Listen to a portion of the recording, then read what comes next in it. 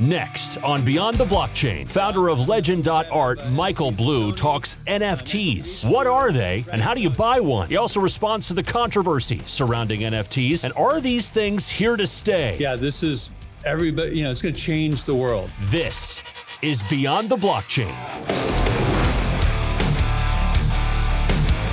Michael Blu is a Marine, a musician, a filmmaker, an author, and a crypto pioneer.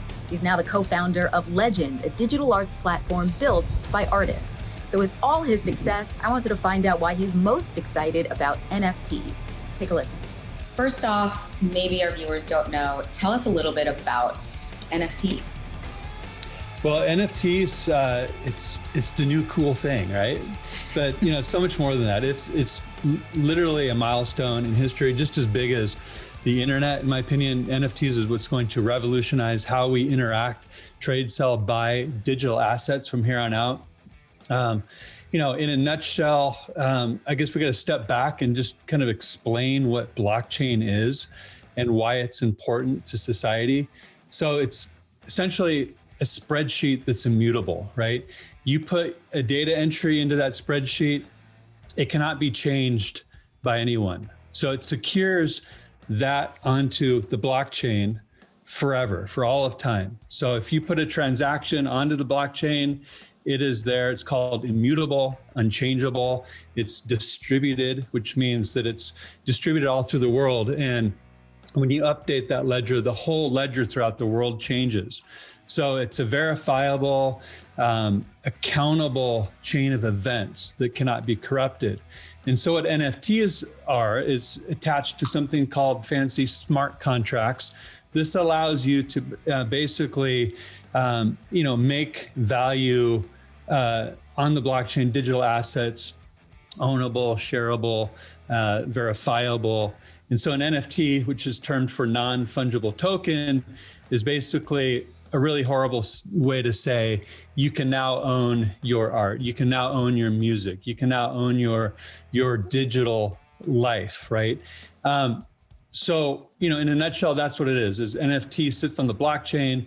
You publish your master work, your photography, your oil painting that you took a picture of. You can now put that onto the blockchain as an NFT with your artist name attributed to it, about any other metadata you want attached to that, the about us or any insight or any other components or collaborators.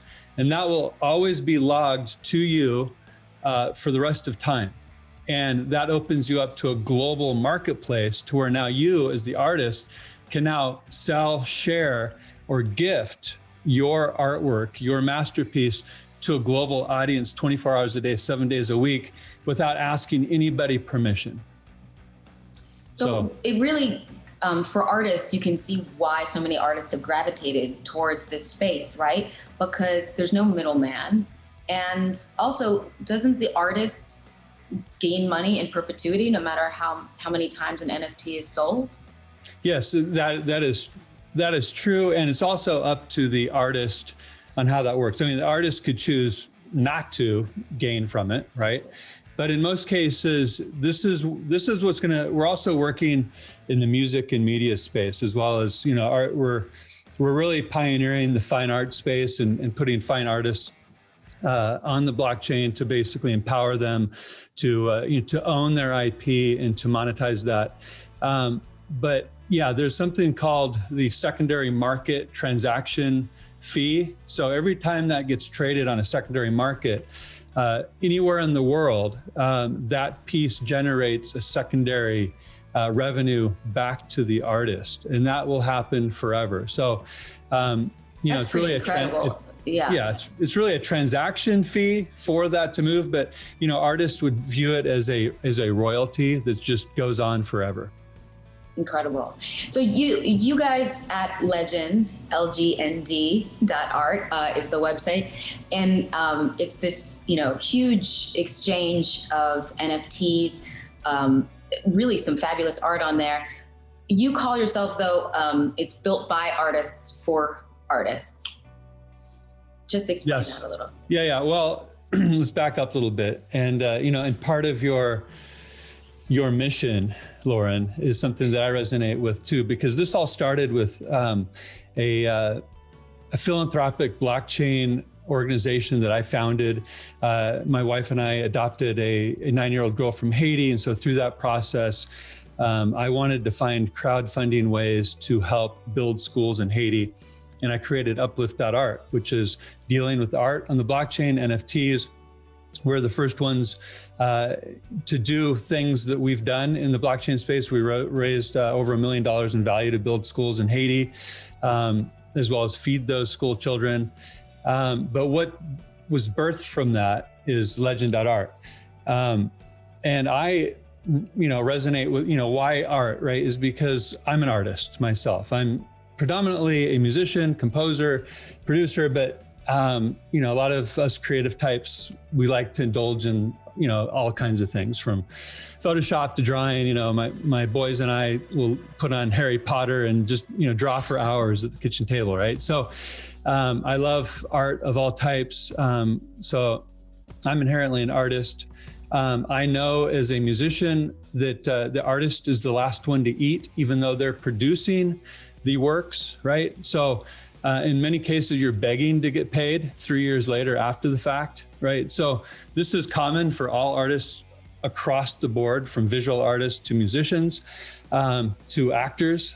And so we're flipping the script, we're changing the paradigm, we're putting the power in the hands of the artists, allowing them to own their IP, because, especially in visual art, they're getting their creations, their masterworks stolen left and right. Whether it's a screen printer in China to a Hollywood studio, iterating off of their idea for a character in a movie. So this is a way for them to secure their IP on a blockchain, which is basically an instant copyright.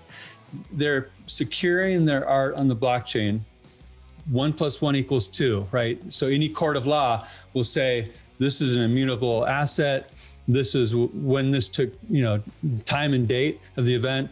Thus, artist, John does own this IP. So it's not only a way for them to monetize their works, but also to securitize it and to prove the authenticity and also the ownership of that origination. That's pretty incredible. And when you look at the applications of an NFT, you can see it will expand, I think, far beyond art even. You could, deeds to houses or cars or anything, yes. Really, right?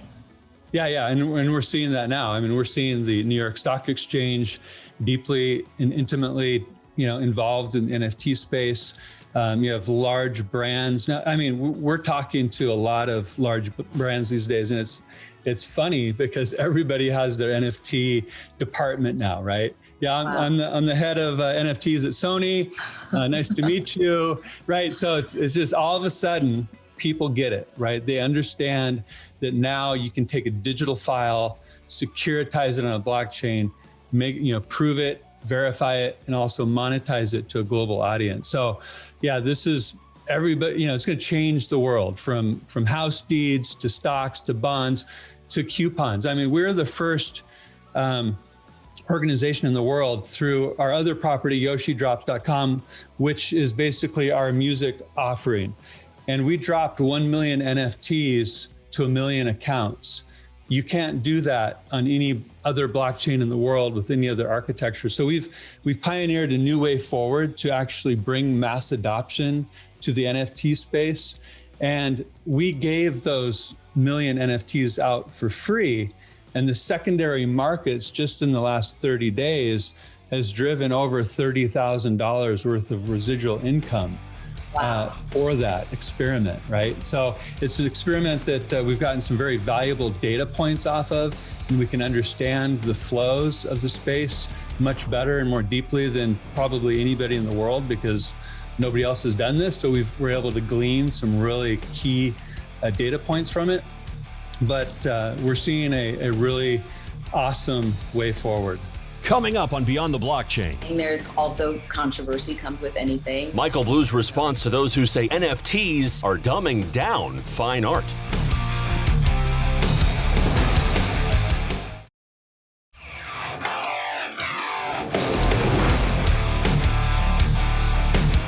You also have some huge names there on your site. I saw Pierce Brosnan has dropped his NFT collection, which is pretty remarkable, and the photographer played on with his piece too.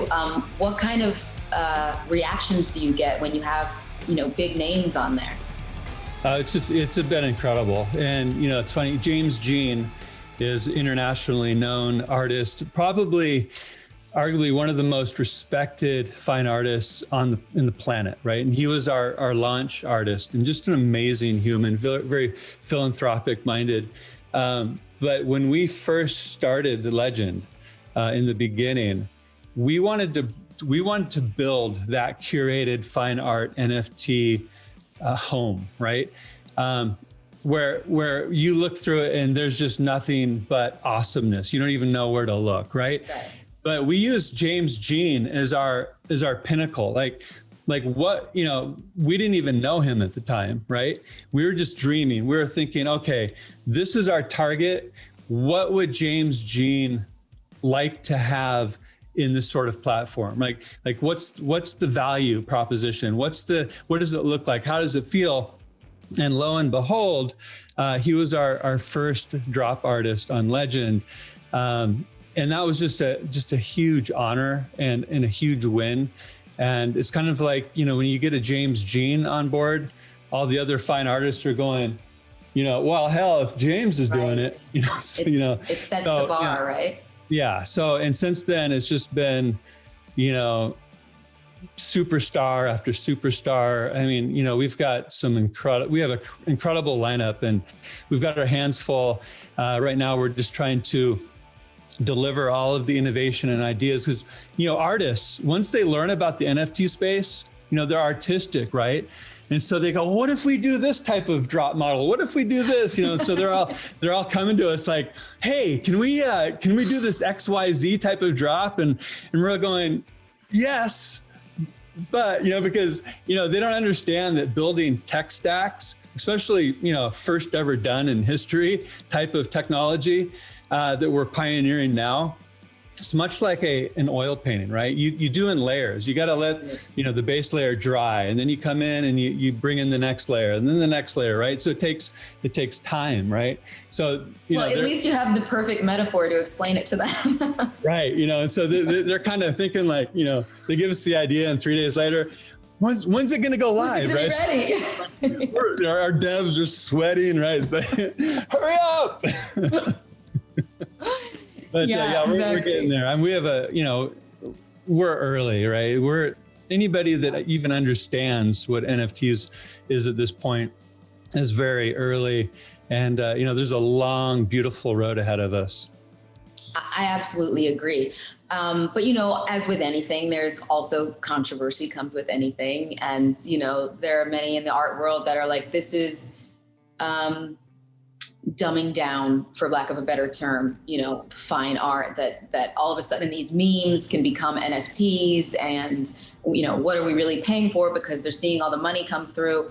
What do you say to critics that say, no, I get it because and that's one reason why we built Legend, a high-end curated NFT ecosystem.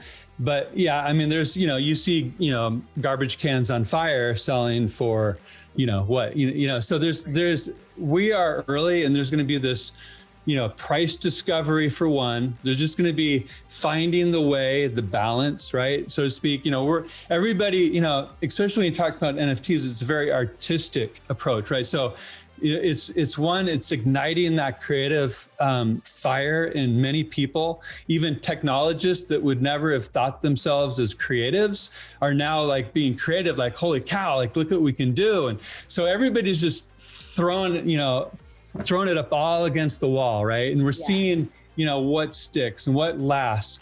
But what we do know is that talented, skilled, wonderful art will last throughout time, right? We know when we're looking at something, if it's masterful, if it's a lady or a man that have spent the last 3 decades fine tuning their stroke, right? We know that in intuitively, we know what the crap is versus the true master works. And we know the master works will always thrive. And on top of that, there will be these famous tweets that go down in history as cool, right? And they'll blow up and be good investments. But, I think what we're going to find is that quality will always trump what's just novelty, right? And what we also, have it's art, it's subjective, right? Something can speak to you, and if it does, then it has value. Exactly. And there's all kinds of, beauty is in the eye of the beholder, for sure. Sure. And this is giving a voice to artists that didn't have a voice or a way before. So this is opening up a door for the artist in Venezuela or Vancouver, BC, or Africa or Europe, right? They now have access to create a new career path, a new income stream, right? It's open to everybody. It's open source. You don't have to ask permission.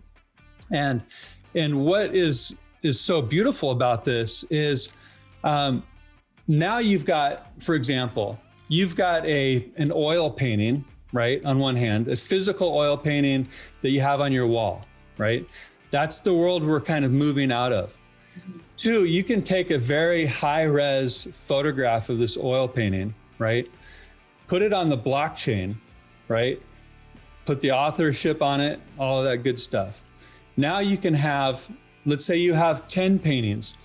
You have warehouses full of $1 million paintings that are temperature controlled, highly insured, and nobody has even viewed some of the most masterful works on the planet because they're trying to preserve them forever, right?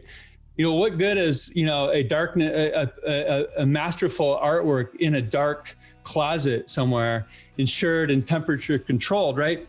So now we have the ability to take that masterwork, put it in a very high quality way on the blockchain as an NFT, have a big ass, bold, beautiful digital frame on your wall so that you can look at that masterwork anytime you want, and also rotate through all of your other collection.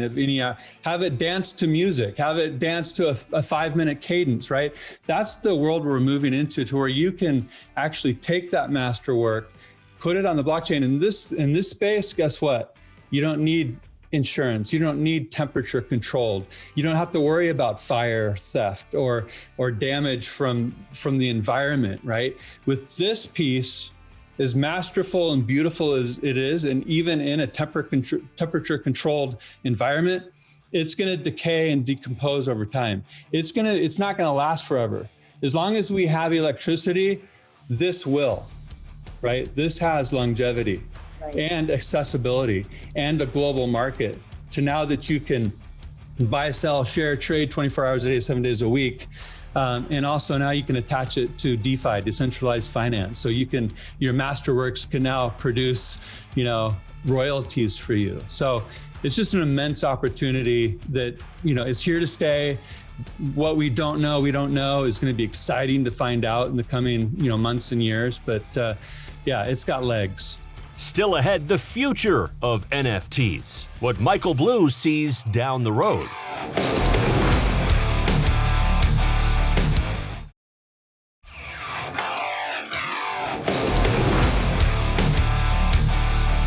When I talk to people like you, I just get so excited because we really don't know what we don't know yet. I mean, this is just the beginning.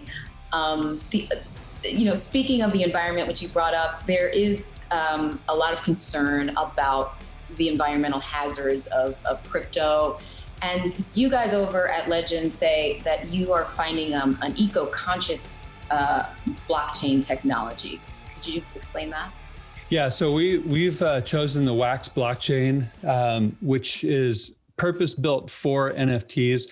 It's been running for about 2.5 years, so it's battle-tested, free and instant transactions. It's called, the architecture of it, and we don't want to get too far in the weeds, is called delegated proof of stake. It's just a different type of architecture to be able to come to consensus of what is a valid transaction to be put into the ledger and what is not. So the other type of blockchain that's been the most popular up until recent time is called proof of work. Now, this is a different type of architecture where the miners are actually competing, and they compete by seeing who can use the most electricity, basically, to secure and come to consensus for that ledger to be entered into the blockchain. So you've got an architecture here that is very energy consumptive to do a very important task, where on this side it's more collaboration, and it's in such a way to where the transactions can be done at literally 100 times or more efficiently. So so do you see that will eventually be a trend that more move toward? Yeah, most certainly. I mean, we're seeing it, play out big time in the narrative and throughout social media, right? So, we're living in an age where people are just, very aware about, environmental concerns. And, I got into the space in 2012 because of Bitcoin. And I love what it opened up and what it represents. I don't think Bitcoin's going away by any means, but there are better technologies for NFTs than proof of work blockchains. And in today's world, people want, frictionless experiences, just like email, right? If you had to log into a wallet and you had to do this and you had to save this and do this to send an email, there'd be a slim margin of people doing that. So, that's what we're architecting is a frictionless framework to basically enable the world to access this space in a way that's as frictionless as email is. Now, on your website, if you wanted to buy an NFT, you can do so in cash as well as crypto? Yep. Yeah. We tackled, one of the hardest aspects of the NFT space is, being able to accept, credit cards for NFTs. So we've tackled that. We've got credit card payment for NFTs. We have now introduced, and we just did the Pierce Brosnan drop on Sunday, and we accepted credit cards and Wax cryptocurrency, which is the cryptocurrency of the Wax blockchain. And now we're going to be including Ethereum, so people can pay in Ethereum, Wax, or credit card. And then that's, eventually we'll accept all major cryptos as well as credit cards and make that just, more open to a broad audience. Incredible stuff. Is there anything else that you can see coming down the pipeline in this space that maybe the rest of us aren't aware of yet? Well, we are, YoshiDrops.com is a property of ours, and it's a brand new offering, and we're just getting that lifted off the ground. But we're talking to some pretty heavy players in the music industry, and we've got our eyes set on basically elevating and helping the artists in that space too, because as we're doing with LGND.art. And helping, these fine artists onboarding and securing their IP and monetizing their IP. Myself being a musician and a composer, my heart is also there. So now we're going to be helping the mainstream musician and band to be able to do the same thing through the Yoshi Drops platform. And that's the platform where we actually did drop 1 million NFTs a little over a month ago. That are now making a lot of people a lot of money, sounds like.